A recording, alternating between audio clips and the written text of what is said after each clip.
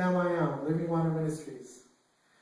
The sermon I would like to share with you today, the title is God's Wrath Unleashed. But I will start by talking a little bit about my last sermon that I did.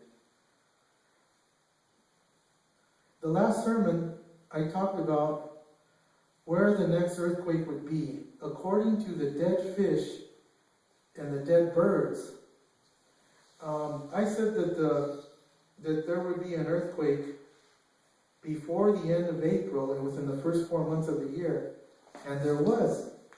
And I said that the earthquake was going to be small, and it was. It was 2.7, I believe. But I said that I thought it was going to be centered in Oakland, and it was centered in Pacifica. Pacifica is right across from Oakland. I thought it would be in Oakland because of all the dead birds that were pointing in that direction. And because of all the murders and all the chaos that's going on in Oakland. So I figured it was going to be there. But it was in Pacifica. That goes to show you that only God is perfect.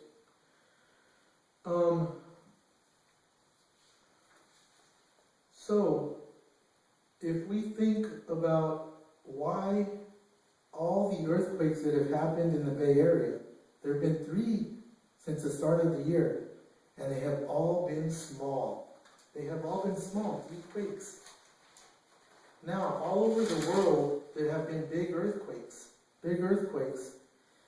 and they've been destroying countries all over the world. Ask yourself this: why not us, the Bay Area? Why not us? Well, let's go to the Bible for some answers.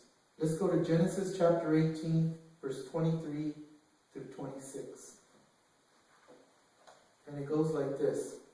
And Abraham drew near and said, Wilt thou destroy the righteous with the wicked? Peradventure there be 50 righteous within the city. Wilt thou destroy not and spare the place for the 50 righteous that are there? That be far from thee to do after this manner, to slay the righteous with the wicked, and the righteous should be as the wicked. That be far from thee. Shall not the judge of all the earth do right? Abraham here was telling God, or asking God, not to destroy Sodom because of all the stuff that was going on there. And Abraham said, if there be 50 righteous there, can you spare the city? And God said he would.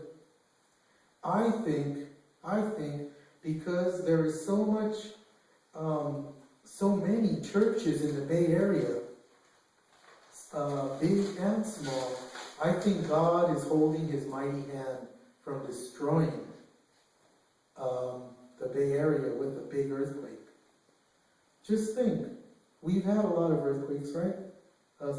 3, but they've all been small, and all around you here, big earthquakes destroying so much. God is holding his hand back from the Bay Area because of all the churches and all the righteous people here in the Bay Area.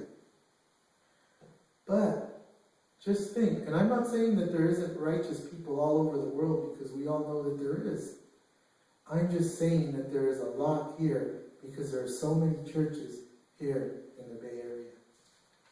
So I believe that God is holding his hand back. Now, we've all heard recently that New York City has changed one of God's laws that has been around for thousands and thousands and thousands of years. They said anybody could marry, man and man, woman and woman. That's what they say now. And if all the other states around the United States start changing the laws also, what we're doing is getting God's laws and throwing them in the garbage, throwing them in the trash like they mean nothing. How do you think God will feel about that? Think about it. If God has been holding back destruction to our Bay Area. And if we now follow along and accept these laws, what could happen to us? The United States has been around for a long time, and we have managed to survive through wars, through famine, through the economy being bad, and we're still here. But just think, if the United States, our great nation, starts to ignore God's laws, that is the only thing that will bring our great nation down. If we refuse to honor God and His laws and stop keeping His commandments or turn our backs on Israel, that we cannot do, because then we are turning our backs on God. And the images you will see, I will leave you with. We could be opening the door to these images that you will see. And we don't want to do that, because then we will be seeing God's wrath unleashed on our great country. Thank you for listening to this sermon. Sam, I am Living Water.